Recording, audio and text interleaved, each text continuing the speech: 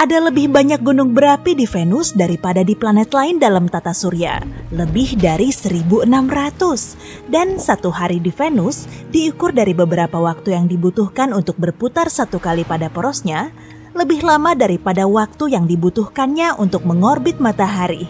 Wow, dan itu baru satu hari. Efek rumah kaca ekstrem menghangatkan permukaan planet ini hingga 465 derajat Celcius, cukup panas untuk melelehkan timah. Angin di sana mencapai kecepatan 724 km per jam di lapisan awan tengahnya, lebih cepat dari tornado tercepat di bumi. Tekanan pada permukaan Venus 90 kali lebih tinggi daripada di permukaan laut di bumi. Tempat bagus untuk liburan ya? Dan baru-baru ini, tempat menakjubkan ini menjadi lebih menarik. Di atmosfer Venus yang beracun, ada sesuatu yang mungkin berarti adanya kehidupan. Sayangnya, para ilmuwan belum sempat mengumpulkan spesimen mikrob atau mengambil foto kehidupan di sana. Tapi, mereka telah menemukan zat kimia yang disebut fosfina, dan itu penemuan besar. Jika bukan bahan kimia asing sebelumnya yang menghasilkan gas ini, pasti ada sejenis kehidupan mikrob yang terlihat dalam proses itu.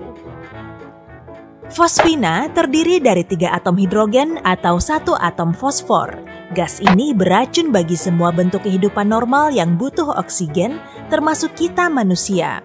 Di bumi, fosfina dapat ditemukan di tempat-tempat tanpa atau sedikit oksigen, misalnya rawa dan paya. Gas itu dihasilkan campuran kompleks bakteri yang hidup di sana, juga bisa diproduksi secara industri. Yang paling aneh adalah fosfina tidak seharusnya ada di atmosfer Venus sama sekali. Gas ini butuh tekanan dan suhu yang tepat serta bertonton hidrogen agar terbentuk. Tidak terlalu mengejutkan menemukannya di Saturnus atau Jupiter, raksasa gas yang terkenal. Tapi di Venus benar-benar tak terduga. Tidak mungkin fosfina dapat diproduksi secara alami di planet ini. Jumlah kecil fosfina dapat dihasilkan selama letusan gunung berapi, badai petir, mineral yang meledak ke permukaan, atau meteorit yang masuk atmosfer Venus. Tapi itu tidak cukup untuk menjelaskan apa yang telah diamati para astronom. Itu hanya menghasilkan 1/10.000 fosfina yang dilihat teleskop. Tapi mari mulai dari awal.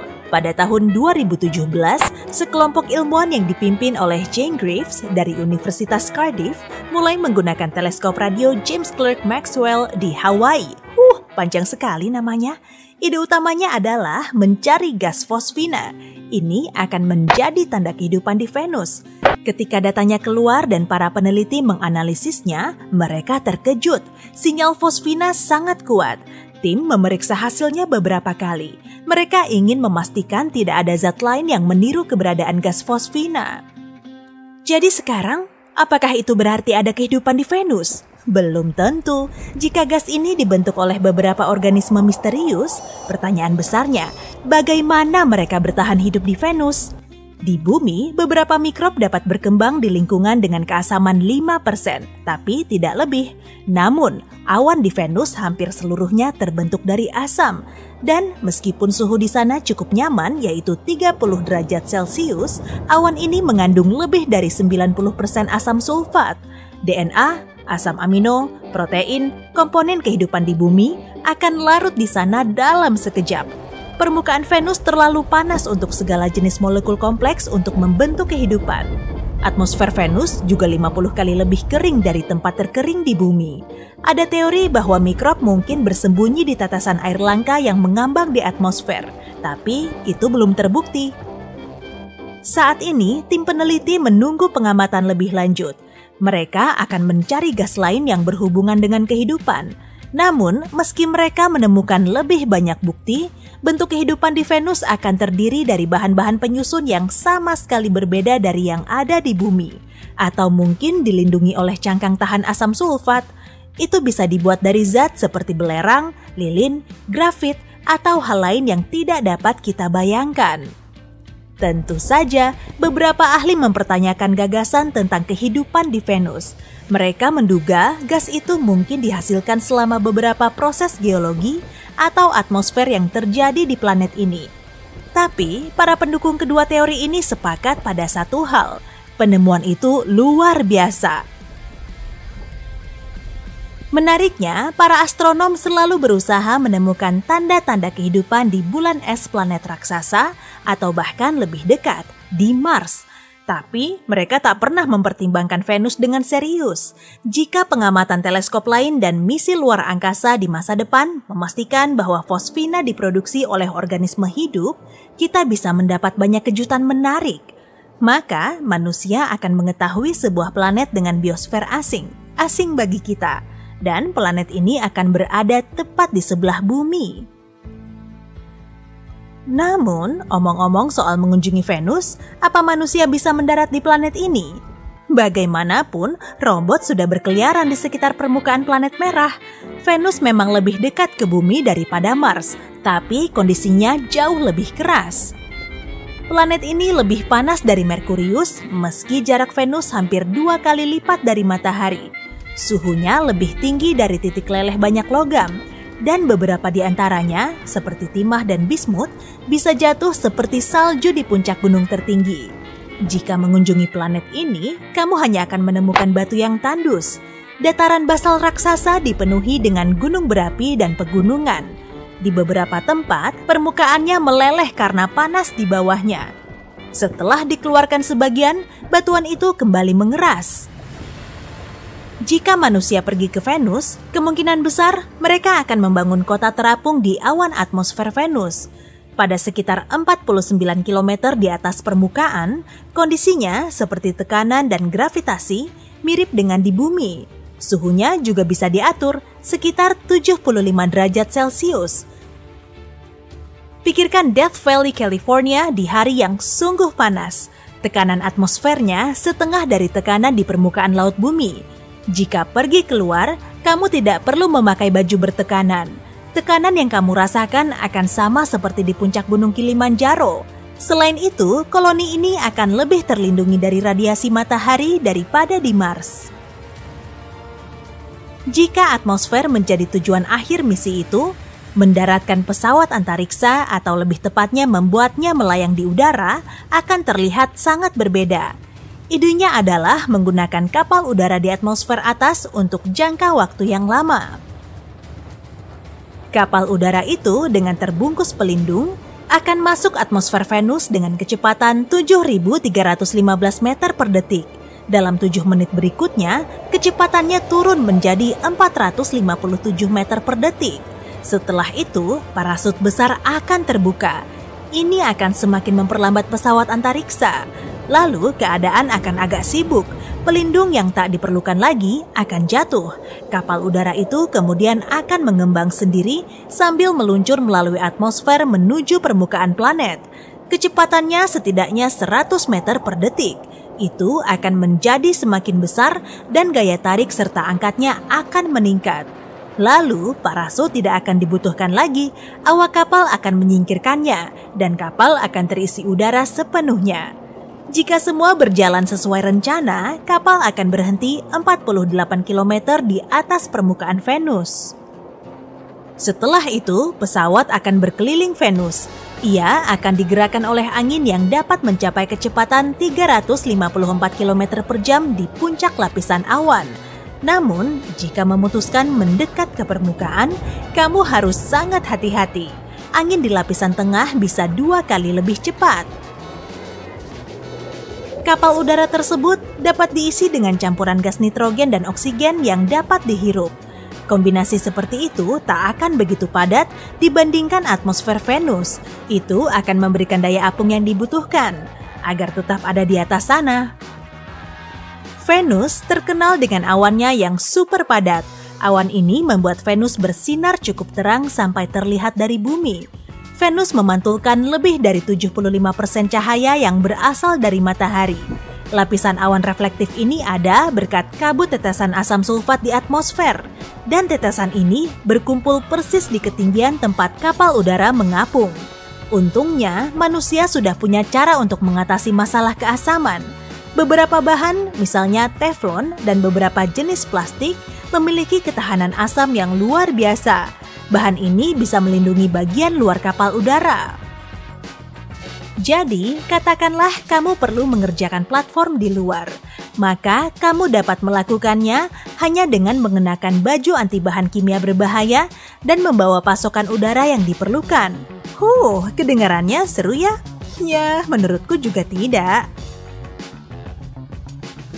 Kemungkinan besar dulunya Venus tertutup lautan sekitar 10 meter sampai 300 meter dalamnya. Selain itu, tanah planet ini juga mengandung sejumlah air. Dan lagi, Venus punya suhu yang stabil antara 20 sampai 50 derajat Celcius yang harus kita akui lumayan nyaman dan gak jauh beda sama suhu di bumi saat ini. Jadi maksudku adalah selama 3 miliar tahun sampai sesuatu yang gak bisa diputar kembali terjadi 700 juta tahun lalu.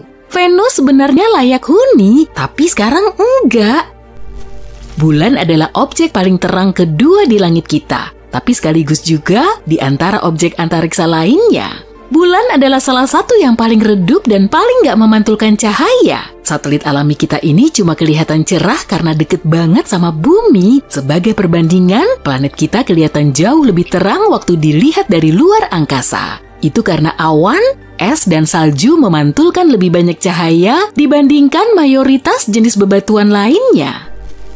Seluruh permukaan Triton, bulannya Neptunus, diselimuti oleh lapisan es. Kalau satelit alami ini menggantikan bulan kita saat ini, langit malam kita bakalan 7 kali lebih terang. Bintang neutron adalah objek terkecil tapi paling masif di luar angkasa. Bintang neutron biasanya berdiameter 20 km, tapi beberapa kali lebih berat dari matahari. Bintang ini juga berputar sekitar 600 kali per detik, jauh lebih cepat dari rata-rata peseluncur indah dunia.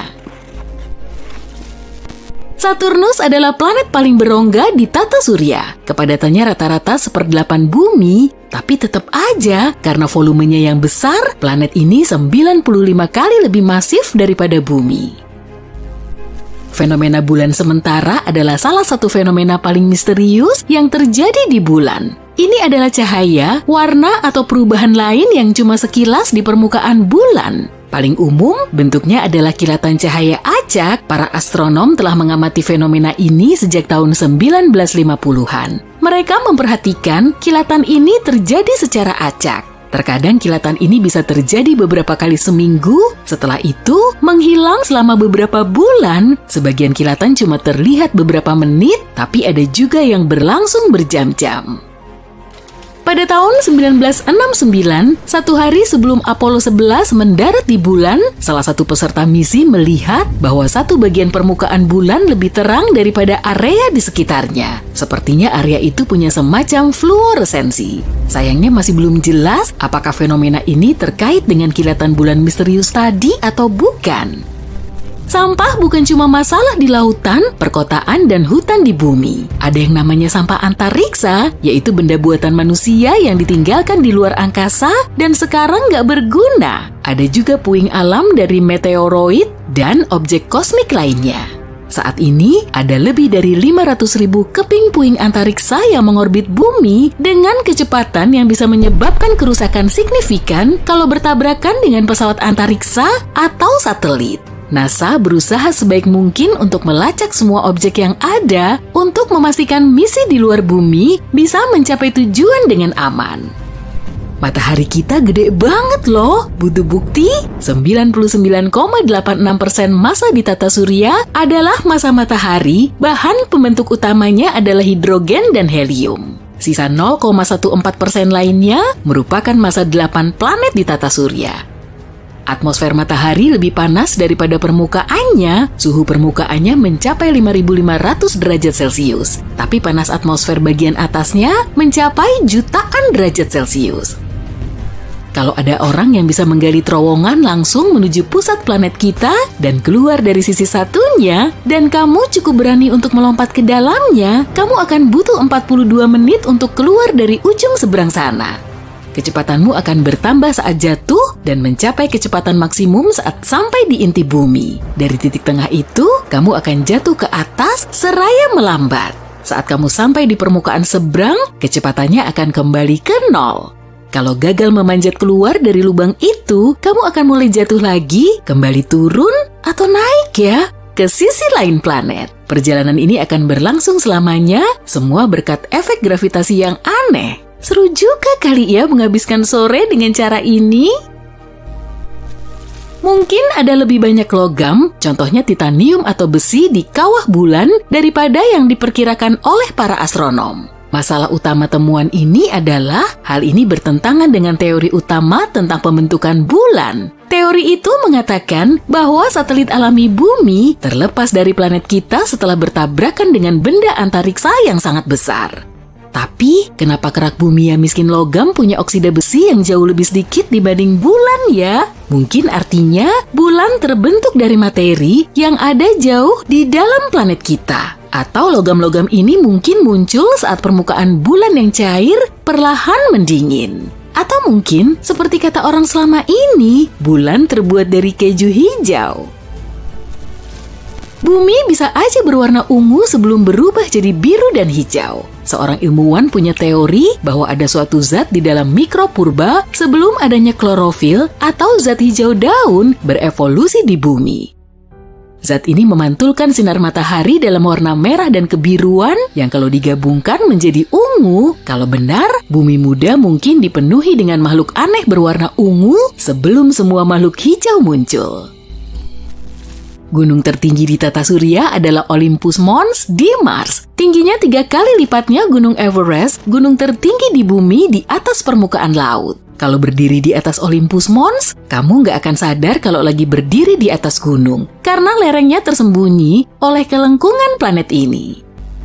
Para astronom telah menemukan reservoir air raksasa di luar angkasa, reservoir terbesar yang pernah terdeteksi. Sayangnya, letaknya juga jauh banget, 12 miliar tahun cahaya dari kita. Awan uap air ini menampung 140 triliun kali lipat air dibanding gabungan semua lautan di bumi. Terus buat apa dong informasi barusan?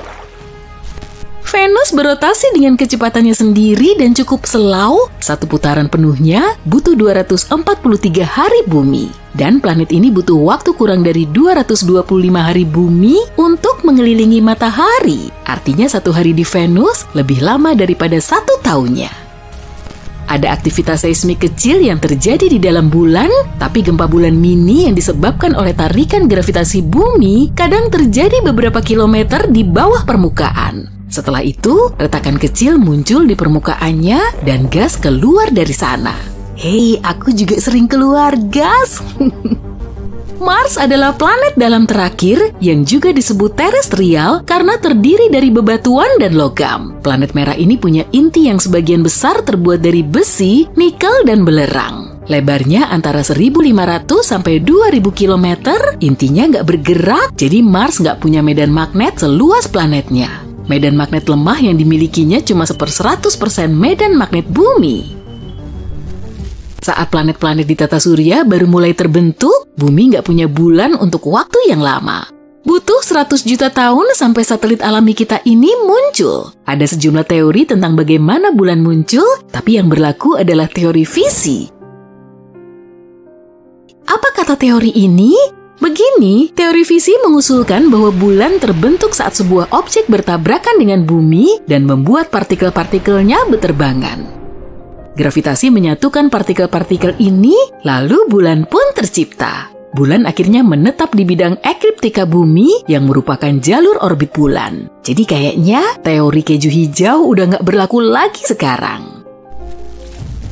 Makhluk hidup tunggal terbesar di bumi ternyata adalah jamur di Oregon. Jamur madu yang sangat besar ini hidup di hutan nasional Malheur yang mencakup area seluas 10 km persegi. Umurnya mungkin sudah 8.500 tahun. Jangan sedih kalau kamu nggak melihatnya, karena sebagian besar jamur ini tersembunyi di bawah tanah. Saat akar tiap jamur madu bertemu, semuanya bisa bergabung menjadi satu jamur. Inilah alasan jamur ini bisa jadi begitu besar. Kalau kamu bisa ngumpulin semua jamur ini dalam satu bola besar, beratnya bisa mencapai 35.000 ton. Itu kira-kira seberat 200 paus abu-abu. Wow, seberat itu ya rupanya. Asteroid terbesar di tata surya kita bernama Vesta, dan saking besarnya, kadang asteroid ini disebut planet Katai. Perjalanan ke bintang terdekat selain ke matahari akan memakan waktu 5 juta tahun kalau kamu naik pesawat komersial. Itu baru namanya penerbangan jarak jauh. Luar angkasa seharusnya nggak gelap pekat, soalnya ada bintang di mana-mana. Harusnya bintang menerangi semua yang ada di sekitarnya kan? Kamu nggak lihat bintang kemanapun kamu menatap, karena beberapa bintang belum muncul cukup lama sampai cahayanya bisa menyentuh bumi. Satu hari di Uranus berlangsung selama 17 jam, 14 menit, dan 24 detik. Tapi ingat, planet ini punya kemiringan sekitar 98 derajat. Ini bikin satu musim di raksasa gas ini berlangsung selama 21 tahun bumi. Beberapa ilmuwan meyakini planet kita pernah punya satelit tambahan. Menurut penelitian mereka, pernah ada benda langit yang lebih kecil dengan lebar sekitar 1.200 km yang mengorbit bumi layaknya bulan kedua. Kemungkinan besar satelit ini menabrak satelit utama kita. Tabrakan ini bisa menjelaskan kenapa kedua sisi bulan kelihatan beda banget. Salah satunya punya banyak kawah dan kasar itu, atau mungkin bulan memang terbuat dari keju hijau? Tidak ada yang akan mendengar tangisanmu di luar angkasa. Kira-kira seperti itulah kita semua pernah mendengar ungkapan menakutkan ini. Dan itu memang benar. Sebagian besar wilayah antariksa terdiri dari kehampaan raksasa. Ada banyak sekali ruang di luar angkasa, tapi ini bukan berarti tidak ada suara di luar angkasa. Malahan ada banyak suara, dan beberapa di antaranya bahkan bisa membuatmu gemetar. Yuk kita simak suara-suara luar angkasa paling menakutkan. Oke, pertama-tama, bagaimana sih suara kosmik bisa terekam? Suara hanyalah getaran molekul saat berteriak. Molekul-molekul saling mendorong dengan keras hingga mencapai telinga orang yang kamu teriaki. Kemudian, getaran ini dikirim ke otak dan kita mengartikannya sebagai sesuatu yang mungkin membuatmu perlu meminta maaf. Dengan kata lain, untuk mendengar sesuatu kita butuh molekul. Dan disitulah masalahnya, tidak ada satupun molekul di luar angkasa. Seluruh alam semesta hampir sepenuhnya terdiri dari ruang vakum, bukan vakum cleaner, tapi kehampaan mutlak. Meski begitu, para ilmuwan NASA masih bisa merekam suara luar angkasa. Kok bisa? Begini, ada beberapa jenis gelombang yang tidak peduli dengan molekul. Kita manusia biasa tidak bisa merasakannya tanpa alat khusus. Gelombang ini meliputi gelombang radio. Kita memerlukan radio atau alat lain untuk mendengarnya, dan itulah yang dilakukan oleh satelit-satelit NASA. Mereka menangkap berbagai gelombang radio. Berkat bantuan satelit-satelit ini, kita bisa tahu betapa berbedanya suara benda-benda langit. Satelit-satelit ini merekam berbagai macam gelombang, fluktuasi plasma, medan magnet, dan hal-hal lainnya. Kemudian para ilmuwan NASA mengubah semua itu menjadi rekaman audio biasa. Dan beberapa di antaranya terdengar lumayan menakutkan. Kita ambil contoh medan magnet. Medan magnet mengelilingi planet kita seperti perisai tak kasat mata, melindungi kita dari segala hal buruk seperti radiasi atau angin surya. Pada saat yang sama, kita tidak bisa melihatnya, merasakannya, atau mendengarnya. Ups, untuk yang terakhir sudah tidak berlaku lagi ya. Para ilmuwan dari Technical University of Denmark mengambil gelombang magnetik yang direkam oleh satelit ESA Swarm dan mengubahnya menjadi bentuk audio dan mendapatkan hasil yang cukup menyeramkan. Jujur aja, ini lebih mirip entitas menakutkan yang menguntitmu di tengah malam. Kalau kamu ingat peta medan magnet bumi, suaranya akan terasa seperti laba-laba yang merayap di dekatmu. Duh, dan ini bukan suara aneh pertama yang berhasil direkam di bumi. Baru-baru ini kita menangkap emisi radio aneh lain dari luar angkasa. Para ilmuwan mendeteksi bahwa sinyal yang berulang-ulang itu berasal dari suatu tempat yang sangat jauh, miliaran tahun cahaya dari bumi. Ledakan radio cepat seperti itu biasanya berlangsung tidak lebih dari beberapa milidetik, tapi yang satu ini unik. Ledakan ini berlangsung sekitar 3 detik. Artinya ribuan kali lebih lama dari biasanya. Dan pada saat yang sama, sinyalnya sangat presisi sampai-sampai para ilmuwan membandingkannya dengan detak jantung. Para ilmuwan percaya sinyal ini disebabkan oleh pulsar atau bintang neutron. Dulu Nikola Tesla pernah menangkap hal serupa, tapi sayangnya pada masa ini kita belum tahu tentang hal-hal seperti pulsar. Jadi Tesla yakin bahwa dia telah menerima pesan dari makhluk luar angkasa. Sayang sekali kebenarannya ternyata jauh lebih membosankan. Yuk kita beralih dari bumi ke bulan. Pada tahun 1969, para astronot misi Apollo 10, pesawat antariksa yang melakukan uji coba terakhir ke bulan, terbang melintasi permukaan bulan. Dan kemudian mereka menangkap sinyal-sinyal aneh yang berasal dari sisi gelap bulan.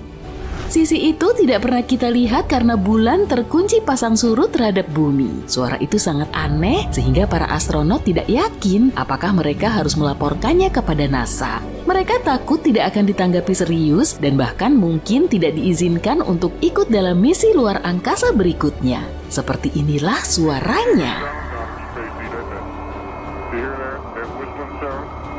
Tapi menurut NASA, itu sama sekali bukan musik luar angkasa yang menyeramkan. Itu mungkin hanya gelombang radio yang saling mempengaruhi satu sama lain karena jaraknya yang berdekatan. Tapi para astronot yang pertama mendengarnya mungkin merasa sedikit ngeri. Kita lanjut ke planet lain. 40 tahun lalu, para ilmuwan secara aktif menjelajahi permukaan Venus. Mereka mengirim sebanyak 10 wahana tanpa awak ke sana yang diharapkan bisa menangkap rekaman audio dan video dari permukaannya. Sekarang kita tahu seperti apa suara Venus yang dapat dengan mudah menghancurkan kita jika kita mendekatinya. Mengerikan! Dan itu bukan hal yang mengejutkan dari planet paling berbahaya di tata surya ini. Sayangnya, Venus bahkan lebih toksik daripada rata-rata pengguna Twitter. Jadi wahana ini tidak bertahan lama. Wahana-wahana itu tiba dengan heroik di planet ini dan langsung rusak. Berikutnya adalah Jupiter.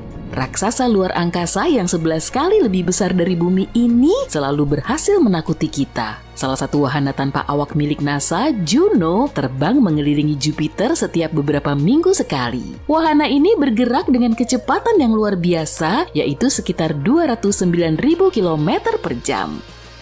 Suatu ketika, Juno menangkap salah satu sinyal tak kasat mata terkuat yang pernah ditemuinya. Ini adalah titik di mana angin surya yang dahsyat bertabrakan dengan medan magnet Jupiter. Suara itu terdengar seperti dentuman kosmik. Suara aslinya berdurasi 2 jam, tapi diringkas menjadi beberapa detik. Suara itu terdengar mirip deburan ombak yang menghantam batu karang. Tapi ngerinya, Jupiter sampai kehilangan salah satu bulan kecilnya, yaitu Ganymede. Pada tahun 2021, wahana antariksa Galileo terbang melewati Ganymede dan selama penerbangannya, Galileo mendapat rekaman yang agak aneh.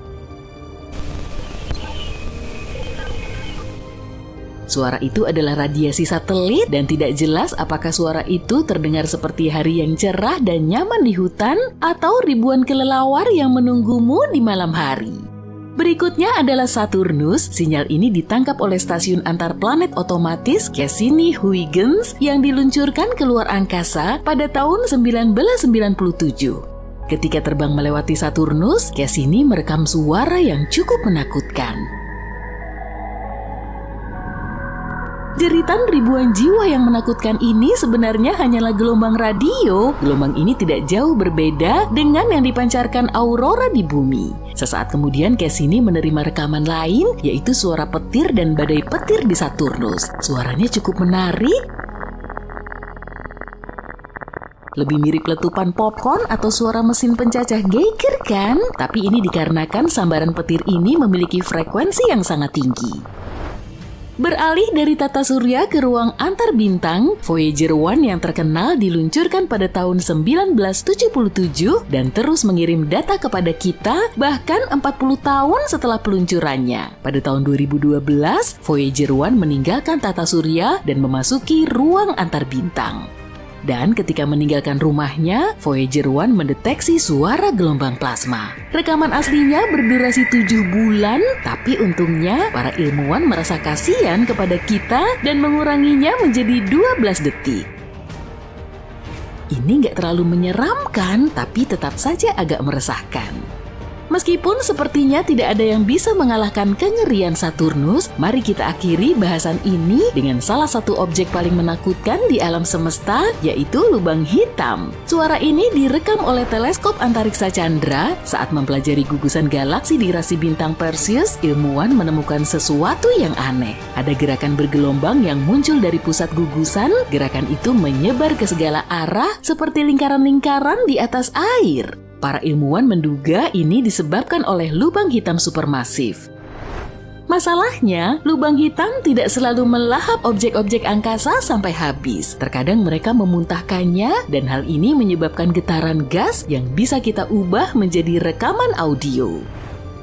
Yang menarik, osilasi setiap gelombang tersebut berlangsung selama 10 juta tahun. Kamu mendengarkan rekaman yang sangat dipercepat. Para ilmuwan sudah mengurangi jeda antar osilasi sekitar 144 kuadriliun kali. Yuk kita dengerin. Ini mungkin suara paling menyeramkan dari semuanya. Tidak terlalu keras atau bising, tapi ada sesuatu yang mencekam dan meresahkan. Demikianlah suara-suara luar angkasa paling menakutkan yang berhasil ditangkap NASA. Sejujurnya, sebagian besar dari suara-suara itu terdengar menyeramkan karena merupakan gelombang radio. Tapi seru juga ya kalau sesekali kita merasakan ngeri.